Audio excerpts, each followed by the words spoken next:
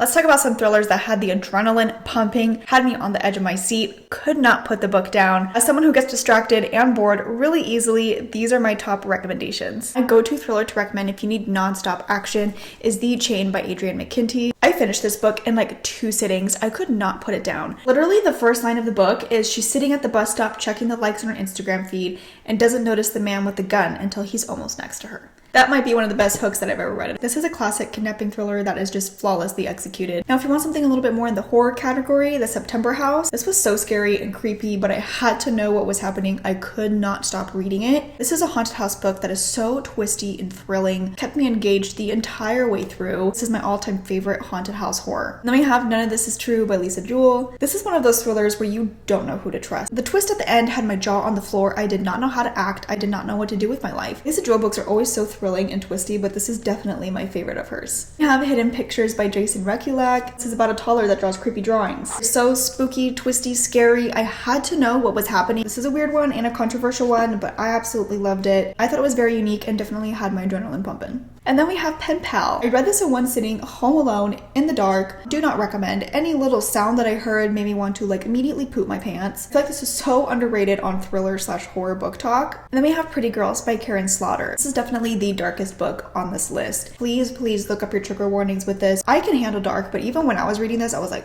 oh wow, like she really went there. The way everything came together at the end and the overall story was just too good. I had to put it on this list. And then we have The Only One Left by Riley Sager. This is my favorite Riley Sager book. This is like a dark gothic thriller that had me on the edge of my seat the entire time. And when you got to the end, it was just twist after twist after twist. It gave me whiplash. I still don't even know what the ending of this book was. It was absolutely insane. Just when you think you know what's happening, trust me, you don't.